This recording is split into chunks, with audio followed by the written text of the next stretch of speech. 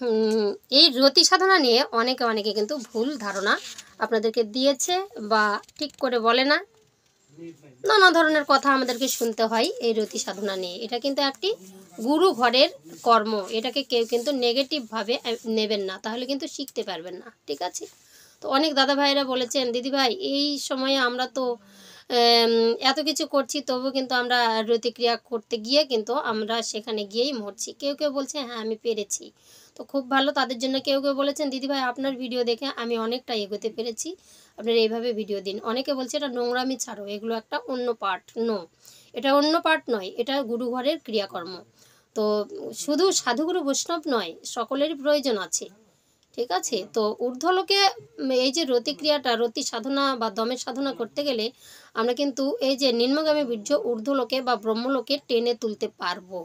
টেনে তোলার পারার ক্ষমতা আছে, এটা একদমই ভুল কথা নয়। আপনারা শ্রবণ করেছেন, হে এটা কি পারে, সাধুরা কি পেরেছে, নাকি এটা ভণ্ডামো, নাকি একদমই সব কিছু ভুলভাল ধারণা দিয়ে ভিউজ কামাই করছেন? অনেকে বলে এই কথা, কিন্তু তা নয়। বীর্য না ত্যাগ করেই মিলনের সময় কিন্তু আমরা এই বীর্যকে টেনে ঊর্ধ্বগামী করতে পারবো। মিলন সময়টা আমরা একটু বেশি সময় ধরে করতে পারবো। তাতে কি হবে? তাতে আপনারা যদি সংসারে অশান্তি হচ্ছে সেটাকে নিয়ন্ত্রণে আনতে পারবেন। ঠিক আছে? তো নিয়মিত দম সাধনা করলে আমাদের কি হয়, যদি রতি ঊর্ধ্বগামী নাও হয় তবু রতি ক্ষমতা বৃদ্ধি হয়। ধরে নিন আপনি 5 মিনিট থাকতে পারতেন, এখন আধা ঘন্টা থাকতে পারবেন। এটা কোন মাধ্যমে? না, কুম্ভকের মাধ্যমে। কুম্ভকটা একটা কি? প্রাণায়াম। তো এই পদ্ধতি যদি আমরা অতি মানে মোটামুটি কাজের ফাঁকে ফাঁকে অভ্যাস করি, তো 1-1.5 ঘন্টা আপনি কিন্তু পারবেন। তো আমরা আমাদের ধৈর্য খুব কম। একজনা বাবাজি বলেছেন ধৈর্য আমাদের খুব কম, আমরা কিন্তু পারি না। তো ধৈর্য যতই কম হোক, আমরা সর্বক্ষণ 24 ঘন্টা আমাদের সাধনা করার সময় নেই। আগে পারতেন, আগে লোকেরা পারতেন, এগুলো নিয়ে বসে থাকতেন। কিন্তু এখন এই কলিযুগের মানুষের তো একদমই এই সাধনা করার সময় নেই। তাও বলবো সকাল সন্ধ্যায় যদি আপনারা একটু চেষ্টাও করেন তার ফাঁকে ফাঁকে, তো অবশ্যই অভ্যাসের মাধ্যমে আপনি নিজের দমটাকে একটু কন্ট্রোলে আনতে পারবেন। তো বিভিন্ন ব্রাহ্মণ সাধকেরা আগে করতেন, তারা এগুলো নিয়ে থাকতেন, তাই তো? তো তারাই কিন্তু পারতেন, তাদেরই সম্ভব হয়েছে, কিন্তু আমাদের নয়। তাদের কি এই সাধনার দ্বারাই তারা খেতেন, ব্রাহ্মণের ভিক্ষা করতেন বা সাধনা করে তাদের দিনপথ চলে যেত, কিন্তু নিজের শরীরটাকে কিন্তু কন্ট্রোল রাখতো, তাই তো? কিন্তু আমরা পারবো না। তো এই দম সাধনাটা আপনারা কি জানেন যে দম নেওয়া, এই যে দমকে গ্রহণ করা, এটা কিন্তু দম সাধনা বলে। এই দমকে গ্রহণ করা শ্বাসের মাধ্যম দিয়েই কিন্তু আমরা রতিটাকে সাধন করতে পারি। তো এটা কি বলছে, 10 আঙ্গুল দম, আমাদের 10 আঙ্গুল দম আমরা কিন্তু গ্রহণ করি যখন শ্বাস প্রশ্বাস, কি না? তো শ্বাসটা যখন আমরা টেনে নেই তখন 10 আঙ্গুল দম গ্রহণ করি, আর ছাড়বার সময় কিন্তু আমরা 12 আঙ্গুল দম ছেড়ে দেই। তো অনেকে বোঝে না, দিদি আঙ্গুলের মাপটা কি করে দিলেন? এই যে 4 4 8 আর 2 10, দমটা আমরা এইটুকু নেই, এইটুকু বাতাসের এইটুকু অবস্থা থেকে আমরা দমটা গ্রহণ করি। কিন্তু সারার সময় এই যে 4 4 8 3 4 12 আঙ্গুল ছেড়ে দেই। এই 12 আঙ্গুল পরে আমাদের দমটা কিন্তু বাতাসের সঙ্গে বিলীন হয়ে যায়। ঠিক আছে? তো ছাড়বার সময় আমরা কি করছি, বেশি পরিমাণে দম ছেড়ে দিচ্ছি, নেবার সময় মাত্র 10 আঙ্গুল নিচ্ছি। তাহলে আমাদের শরীরে কিন্তু ঘাটতিটা আসবেই। যদি আমরা 10-এ 10ই রাখতে পারতাম, 10 আঙ্গুল ছাড়ছি 10 আঙ্গুল নিচ্ছি, তাহলে কিন্তু ভালো হতো। কিন্তু আমাদের শরীরে অত ক্ষমতা নেই, ধরে রাখার ক্ষমতা নেই, ছেড়ে দেওয়ার ক্ষমতা সবসময় বেশি, যার জন্য আমাদের এই অবস্থা হয়। তো কাজের সময় এই দমটা কিন্তু আরও বেশি বেশি ব্যয় হয়ে যায়, যার জন্য আমাদের ঘাটতি পড়ে যায়। তো নিয়মিত যদি আমরা দমের সাধনা করি, তাহলে কিন্তু আমরা ঠিক করে শরীরটাকে নিয়ন্ত্রণে আনতে পারবো। কিন্তু আমাদের শরীরের যা যা ক্রিয়া কল্পনা যা কিছু আছে, আমরা কিন্তু ক্ষমতাটা বাড়িয়ে তুলতে পারি, আর রতি ক্ষমতাটা কিন্তু আমাদের আস্তে আস্তে বাড়তি হবে, শরীরে ঘাটতি আসবে না। তো স্ত্রী সহবাসের সময় যদি এই যে আমরা কিভাবে নেব, এটা যদি নেওয়া যায়, দমটাকে যদি গ্রহণ করতে পারি, তাহলে কি আমাদের, যদি আমরা এরকম দমের সাধনা করি, তাহলে কিন্তু আমরা বেশি সময় ধরে সঙ্গমে লিপ্ত থাকতে পারবো, তাহলে কিন্তু সংসারে অশান্তি নেই। তো যাদের স্বপ্নদোষ হয় তাদের কি হয়, তো তাদের কিন্তু রাত্রে ঘুমের ঘরে বীর্যপাত হয়ে যায়, আর তার জন্য কিন্তু সারা দিনটাতে কোনো কাজ কর্মতে মন বসে না, কোনো কাজে মন বসাতে পারে, সারা দিন একটা খারাপ অভ্যাসের মধ্যে চলে যায়, মনটাকে স্থির রাখতে পারে না, কোনো কাজে না। তাই স্বপ্নদেশ থেকে বাঁচার একমাত্র উপায় হচ্ছে দম সাধনা বা রতি সাধনা। তো মনের সাথে বীর্যের একটা গভীর সম্পর্ক। যদি আপনার মন নিয়ন্ত্রণে থাকে তাহলে আপনার বীর্য ঘন হবে, আর যদি বীর্য মনকে নিয়ন্ত্রণ করেন তাহলে বীর্য যদি ঘন হয় মন স্থির হয়, এটা একটা শিডিউল। বীর্য যদি ঘন হয় মন স্থির হয়, মন স্থির হলে বীর্য স্থির হয়। আপনি নিয়মিত ইচ্ছাকৃত বীর্যপাত করতে পারবেন। ঠিক আছে, এটা কিসের মাধ্যম দিয়ে করব না, দম সাধনার মাধ্যমে। দম সাধনাটা কি না, আমাদের শ্বাস প্রশ্বাসের ক্রিয়া, যেমন কুম্ভক রেচক পূরক, এটা হচ্ছে প্রাণায়াম। সর্বশ্রেষ্ঠ প্রাণায়াম হচ্ছে কুম্ভক। কুম্ভক কি করে করতে হয় সেটা আমাদের গুরুর কাছ থেকে জানতে হবে। ইউটিউব বা মিডিয়াতে দেখে কোনোদিনও কুম্ভক করা সম্ভব নয়। এক একজনা এক একভাবে কুম্ভকের প্রসেসিং দেবে, কিন্তু কুম্ভকটা অত সহজ নয়। ঠিক আছে, তো প্রাণায়ামের মাধ্যমে প্রাণকে আয়াম করা, দমকে ধরে রাখার ক্ষমতা বাড়ানোর নিয়মটাই হচ্ছে প্রাণায়াম। তো যার জন্য আমাদের এই কুম্ভক জেনে নিতে হয় গুরুর কাছে, আর তখনই আমরা প্রাণায়ামটা সঠিকভাবে করতে পারবো। কুম্ভক প্রাণায়াম করলে আমরা কিন্তু দমের সাধনা করতে পারবো। তো দম সাধনা মূলত প্রাণায়ামই হয়, একে তো দম সাধনা বলে কুম্ভককে। ঠিক আছে, তো কি বলে, অর্থ হচ্ছে প্রাণকে কিছুক্ষণ নিয়ন্ত্রণে রাখা, মানে দমকে কিছুক্ষণ নিয়ন্ত্রণে রাখা। যে দমটা আমাদের বেশিক্ষণ বেরিয়ে যাচ্ছে সেটাকে আমরা আটকে ধরে রাখি। যদি কিছুক্ষণ যদি আটকে ধরে রাখি, দেখুন ডুবুরিরা অনেকক্ষণ ধরে দম ধরে থাকে, তাই না? আবার বেশি ডুবুরিরা অক্সিজেন ব্যবহার করে। তো যারা এমন এমন সাধক আছে 3 ঘন্টাও জলের তলে থাকতে পারেন। ঠিক আছে, আমারই গুরুদেব তিনি অনেকটা দম সাধনা করতে পারেন। দম সাধনা করতে করতে কিন্তু উঠে যান, উপরে ঊর্ধ্বগামী হয়ে যান নিজেও। তাহলে দেখুন কতটা কষ্ট তাদেরকে করতে হয়। তো অনেক রতি শক্তি এতে কিন্তু বৃদ্ধি হয়। নারী সঙ্গমে কিন্তু ইচ্ছাধীন বীর্যপাত করতে পারবেন আপনি এই সাধনার মাধ্যম দিয়ে। তাহলে আমাদেরকে অবশ্যই জানতে হবে কি করে প্রাচীনকালের যোগীগণ এই দম সাধনা করতেন, দীর্ঘ সময় মিলন করতেন। ঠিক আছে, একটা সাধুর পিছনে দেখবেন 2-3টা সাধারণ বষ্টমী ঘুরে বেড়াতো, তাই না? তো যাই হোক, রতি শব্দের আক্ষরিক অর্থই হলো কি, মৈথুন, যৌন সঙ্গম, স্ত্রী সহবাস, যৌন মিলন ইত্যাদি। সুতরাং সেই হিসাবে রতি সাধনার অর্থ ধরা যায় স্ত্রী সহবাস সংক্রান্ত সাধনা বা যৌন মিলন সংক্রান্ত সাধনা। ঠিক আছে, তো কি বলছে, এই শব্দটির অর্থ হচ্ছে খুবই ছোট হলেও কিন্তু এর ব্যাপারটা অনেক পরিধি। এই ব্যাপারটা অনেক পরিধি, এটার উপরই কিন্তু শরীরটা নিয়ন্ত্রণ করে থাকে প্রত্যেকটা ব্যক্তিরই।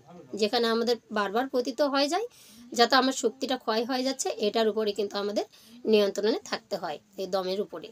তো শুধু গুরুদেব বা সাধুগুরু বৈষ্ণব বা ব্রাহ্মণ ক্ষত্রদের জন্যই নয়, এটা প্রত্যেকটা পরিবারে সুখ শান্তি নিয়ন্ত্রণ বজায় রাখবার জন্য আমরা দমের সাধনা কিন্তু করতে পারি। প্রত্যেকটা সংসারের প্রয়োজন আছে। কেন? আমাদের সময় যেমন অল্প, যেমন আয়ু, এরকম বীর্যের আয়ু খুব কম, দীর্ঘ সময় মিলন হয় না। আর মানুষের মনগুলো কিন্তু অত্যধিক চঞ্চল। মনকে নিয়ন্ত্রণ করার জন্য আপনাকে বেশিক্ষণ স্ত্রীর সঙ্গে সহবাসে কিন্তু যেতে হবে, কিন্তু আমরা পারি না, কারণ আমাদের অল্প আয়ু, আবার দমও আমাদের কম, তাই ফুক করে তাড়াতাড়ি করে পতিত হয়ে যায়। এবার কি বলছে, রতি সাধনা বলতে বোঝায় সাধনার দ্বারা বীর্যকে নিয়ন্ত্রণে এনে জন্ম নিয়ন্ত্রক ইচ্ছাধীন সন্তান লাভ। মানে আপনি ইচ্ছা করলেই রতি সাধনা করে সহবাস করবেন, কিন্তু বীর্যটা দেবেন না। আপনি ইচ্ছা করলে ইচ্ছাকৃতভাবে বাচ্চা নিতে পারেন। নিয়মিত যাচ্ছেন আসছেন, কোনো কিছুই ব্যবহার করছেন না, দরকার নেই, আপনি দমের সাধনা করতে জানেন, তাই ইচ্ছা করে কিন্তু আপনি সন্তান লাভ করতে পারবেন। যেদিন আমার দেওয়ার ইচ্ছা হবে সেদিন দেবো, না হলে না।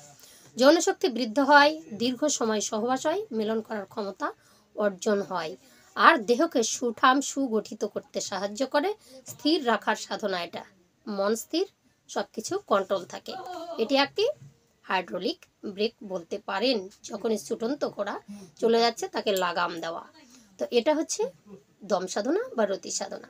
এটি একটি দম সাধনার অংশ, মানে দম শ্বাস প্রশ্বাসকে নিয়ন্ত্রণে আনা, তা হলো মন নিয়ন্ত্রণ হবে। যদি শ্বাস প্রশ্বাসকে আমরা নিয়ন্ত্রণে আনি তাহলেই আমরা মনকে কন্ট্রোল করতে পারবো। মনের সঙ্গে যেহেতু বীর্যের একটা ঘনিষ্ঠ সম্পর্ক আছে, মন অস্থির যত হবে বীর্য তত তাড়াতাড়ি পতিত হবে। মনকে কন্ট্রোলে নিয়ে আসতে পারলে বীর্যটা ঘন হবে, তাড়াতাড়ি করে যাবে না। একটা পাতলা জল কত তাড়াতাড়ি গড়ায়, আর একটা ঘন জল ঢেলে দিন, দেখুন ধীরে ধীরে যায়, তাই কি না? তো দেখুন, তো বীর্যের সাথে মনের গভীর সম্পর্ক, যার জন্য বীর্য যত ঘন তার মন তত বেশি স্থির, যার মন যত স্থির বীর্য তত স্থির। কাদামাটি একসঙ্গে ঢেলে দেবেন, কাদামাটিটা এক জায়গায় স্থির থাকে। কাদাটাকে একটু গুলে ঢেলে দেবেন, সে আবার ধীরে ধীরে রাস্তা নেয়, তাই না? তো পাতলা ঘনর একটা ব্যাপার আছে। তো সঠিক নিয়ম হচ্ছে পুরুষের ক্ষমতা দক্ষিণ অঙ্গে। আমরা জানি আমাদের শরীরের প্রত্যেকটা দেহের মধ্যে নারী পুরুষের ভাগ আছে। দক্ষিণ দিকটা ডান দিকটা পুরুষের, বাম দিকটা নারীদের। যেহেতু পুরুষের ক্ষমতা দক্ষিণ দিকে, যখন সহবাসে যাবেন আপনি শ্বাস প্রশ্বাসটা দেখে স্ত্রী গমন করুন। কোন শ্বাস? যদি দক্ষিণ দিকে শ্বাস আপনার প্রবাহিত হয়, মানে দক্ষিণ নাসিকায়, ডান নাসিকায় শ্বাস প্রবাহিত হয়, তখন আপনি স্ত্রী সঙ্গ করতে যান, দেখবেন অনেকটা রতিকে কন্ট্রোল করতে পারবেন। সময়টা একটু দীর্ঘ সময় ধরে থাকতে পারবেন, মন কন্ট্রোল থাকবে। আপনারা পরীক্ষা করে দেখে নিতে পারেন, একটু হলেও বেশি সময় ধরে আপনারা কিন্তু পারবেন। শীঘ্র পতনের হাত থেকে আপনারা কিন্তু রক্ষা পাবেন। এই রকমভাবেই যোগীরা সাধন করতেন। কেউ কৌশলটা বলে না, প্রত্যেকটা ভিডিওতে শুধু উজ্জ রেখে দেয়। যখনই সহবাসে যাবেন আপনি নিঃশ্বাস দেখে যাবেন, নিঃশ্বাস দেখে যোগীরা আকাশে উড়েছে, জলের উপর দিয়ে হেঁটে গেছে। শ্বাসটা এমন জিনিস। তাই পুরুষদের ক্ষেত্রে দক্ষিণ নাসিকার শ্বাস যখন বহিত হবে তখন নারী সঙ্গম করবেন, তাহলে অনেকক্ষণ আপনি কিন্তু ধরে রাখতে পারবেন। ঠিক আছে? এবার যখন বীর্য নিম্নগামী হচ্ছে জানছেন, তখন আপনি একটু থেমে যান। বাম দিকে যদি নাসিকায় একটু শ্বাসটা টেনে নেবেন। এটা শুধু ডান আর বাম বলে কিছু কথা নেই। তো যাদের নাক যেই নাসিকায় ক্লিয়ার থাকে সেই নাক দিয়ে আপনি তাড়াতাড়ি করে শ্বাসটাকে টেনে নেবেন, খুব জোরে শ্বাসটা টেনে নেবেন। কেন? তো সাধকরা এইভাবে কিন্তু রতিক্রিয়া করেন আর দীর্ঘ সময় মিলনে আবদ্ধ থাকেন। তো নারীর ক্ষেত্রে এমন, বাম নাসিকায় শ্বাস চলাকালীন স্বামী সহবাস করবেন। যখন দেখবেন আপনার অস্থির ভাব এসে গেছে, আপনি আর থাকতে পারছেন না, তাহলে কিন্তু যে নাকটা দিয়ে বেশি শ্বাস প্রশ্বাস হচ্ছে সেটাকে একটু, যেটাতে শ্বাস প্রশ্বাস কম চলছে সেটাকে একটু চেপে ধরে একটু থেমে শ্বাসটা টেনে নিন। আপনার ক্রিয়া চলছে, শ্বাসটাকে টেনে নিন, নিয়ে কিছুক্ষণ ধরে রাখুন। এরকম বারবার করতে করতে কিন্তু আপনার কন্ট্রোলে এসে যাবে। একটু থেমে তখন কিন্তু আপনি আবারও শুরু করতে পারবেন। তো এটাই বড় কথা নয়, যে নাসিকার শ্বাস বেশিক্ষণ চলে সেই নাসিকা দিয়েই আপনাকে জোর কদমে শ্বাসটা গ্রহণ করতে হবে। আর পরের নাসিকা যেটা শ্বাসটা কম চলে সেটা দিয়ে ছেড়ে দিতে হবে চেপে ধরে। যদি ডান নাসিকায় শ্বাস নেন পুরুষের ক্ষেত্রে, তাহলে বাম নাসিকাটা চেপে ধরে শ্বাসটা নিতে হবে। এবার ডান নাসিকাটা চেপে ধরে শ্বাসটা ধীরে ধীরে ছাড়তে হবে। তো যেই নাসিকাতে শ্বাসটা আসলে কমই চলছে, তাহলে তো শ্বাসটা সেখান থেকে ধীরে ধীরেই আসবে, তাই কি না? তো ধরুন একটা গ্লাসের মধ্যে, আপনারা ধরুন কিভাবে এটা কন্ট্রোল করা যাবে। একটা গ্লাস বা একটা থামস আপের বোতলের মধ্যে দুটো পাইপ লাগানো আছে, দুটো পাইপ আছে। আপনার প্রাণীটা বা জলটা ঊর্ধ্বগামী করতে হবে, মানে চুমুক দিয়ে খেতে হবে, তাই তো? তো জলটা যদি একসঙ্গে চুমুক দেন তাহলে কিন্তু ব্লক হয়ে যাবে। কেন? এটা হচ্ছে দমটা সবসময় একটা দিকে ফাঁকা রাখতে হয়। তেলের কৌটোতে একদিকে যদি ফুটো করেন আর একটা ফুটো না করলে দেখবেন তেলটা ভালো করে পড়ে না। তাই যে কোনো একটা নাসিকা, মানে ইরা না হয় পিঙ্গলা, যেটাতে শ্বাস বেশি বহন হবে সেই নাসিকায় ওই সাধনার সময় যখন দেখবেন যে আপনার বীর্য নিম্নগামী হচ্ছে, সেই নাক দিয়ে আপনার টেনে তুলবেন দমটা, বেশি করে শ্বাসটা জোর কদমে নিতে হবে, তাহলে দীর্ঘ সময় আপনি সহবাস করতে পারবেন। তো এটা হচ্ছে গ্লাসেরও ঘটনা। যদি দুইটা পাইপ দিয়ে আপনি নেন, একটা পাইপ তো ব্লক হয়ে যাবে, কারণ ওটা না চলছে না। তাই একটা যেটা দিয়ে চলছে সেটা দিয়ে জোর কদমে নিলে সরসর করে জলটা বা পাইপের যে থামস আপটা আপনার কিন্তু মুখের মধ্যে উঠে আসবে। যখনই আপনি জানলেন সেটা নিম্নগামী হচ্ছে, যেই নাকটা বেশি চলছে সেই পাইপ, মানে আমাদের ইরা পিঙ্গলা তো দুটো পাইপ, নাভিদ্বার থেকে ঊর্ধ্বগামী হয় আমাদের নাকের কাছে। বাম নাকে হচ্ছে ইরা চলেছে, ডান নাকে পিঙ্গলা চলেছে। তো দুটাই যদি একসঙ্গে চলে তাহলে কিন্তু হবে না, যে কোনো একটা কিন্তু ব্লক একটু করে থাকেই। তো যেটা বেশি পরিষ্কার আছে সেইটা দিয়ে টেনে নিতে হবে দমটা সেই সময়। এইভাবেই যোগীগণ রতিক্রিয়া করেন। অনেকে বলেন না, অনেকে কিন্তু বলেন, এমন কোনো ব্যাপার নয়। এগুলো হচ্ছে বললে সবারই শিক্ষা হবে। কিন্তু কি বলেছি, যদি আপনি রতি সাধনা করতে চান তাহলে কিন্তু আপনার গুরুর আশ্রয় নিতে হবে। ইউটিউব দেখে সব কাজ হয় না, গুরু ছাড়া গোবিন্দ ভজে সেই জন নরকে পথে। তো শ্বাস গ্রহণ করবেন এইভাবে, জলের গ্লাসের এইরকম করে, মানে আপনি ধরে নেবেন এইভাবে। আমি উদাহরণ দিয়ে কেন বললাম, তাহলে আপনাদের বুঝতে সুবিধা হবে যে কোন নাকটা দিয়ে আমি টানবো, যেই নাকটা আপনার ক্লিয়ার আছে, যে আপনার ঊর্ধ্বগামী বিন্দু নিচের দিকে নামছে, আপনি বুঝতে পেরে গেলেন যে এবার চলছে, ফট করে একটু থেমে যান, থেমে কয়েকবার এরকম দম টানাটানি করে আবার শুরু করুন না কেন, দেখবেন আপনি দীর্ঘ সময় সহবাস করতে সক্ষম হবেন।